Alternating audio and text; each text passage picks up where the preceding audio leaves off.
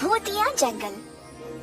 अगर कोई सुंदर सा गांव था जिसकी लोग बहुत चर्चा करते थे, वो केवल बलापुर का गांव था। पर इस गांव तक पहुंचने के लिए सिर्फ दो रास्ते थे, एक नदी से और एक जंगल के बीच से। बलापुर के गांव में बाहर से ज्यादा व्यापार नहीं होता था, तो रजोल नामक एक आदमी गांव में बहुत सारी चीजें लाता था बेचने के लिए दुगने दाम पर।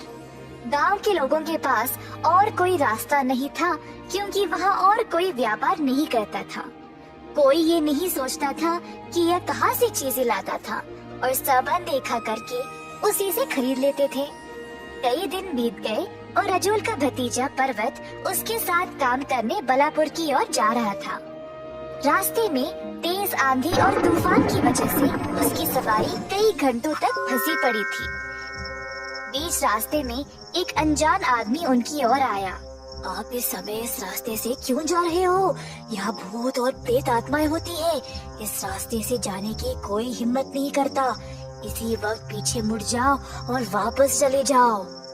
अनजान आदमी ऐसा बोलकर पर पर्वत ने उसकी बातों पर ध्यान नहीं दिया। वह घने जंगल के रास्ते से ही चलता रहा। उसको अंधेरी रात में अजीब अजीब आवाजें भी सुनाई दी, पर पर्वत बिना डरे बलापुर की ओर चलता रहा।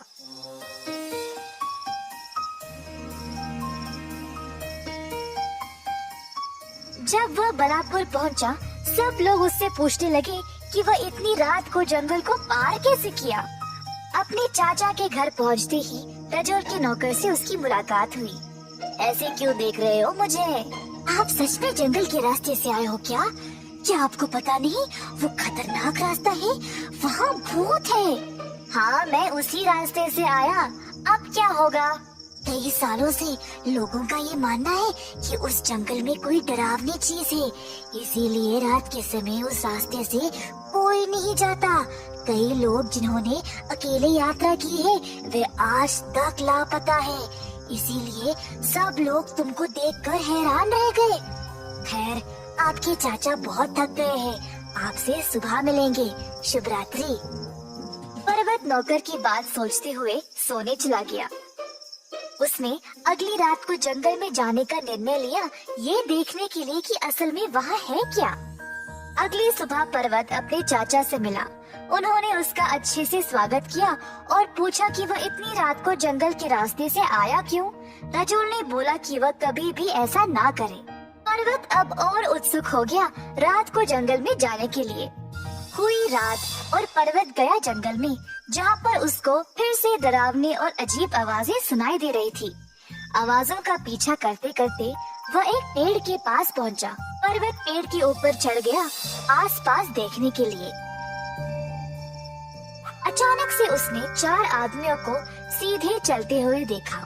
एक आदमी संदूक उठाए आवाजें करते चल रहा था और बाकी के 3 बोरियां ले चल रहे थे।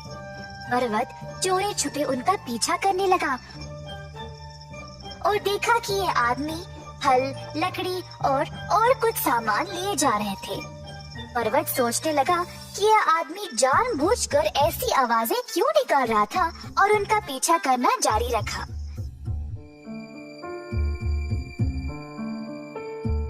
जल्द वह एक खुली जगह पर पहुंच गया, जहाँ पर एक गोदाम था।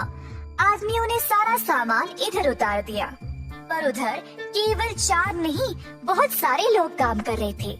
अचानक से उसने अपने ही चाचा रजोल को देखा। रजोल आदमियों को आदेश दे रहा था और सारे काम को संभाल रहा था।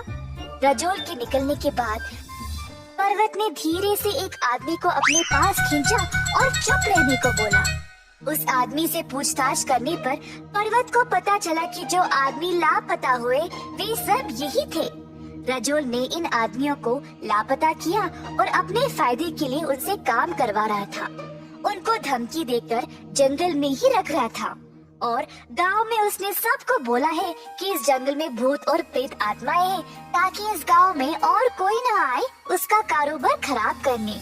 उस कारीगर की मदद से पर्वत ने सबको इकट्ठा किया और उनको बलापुर वापस ले गया।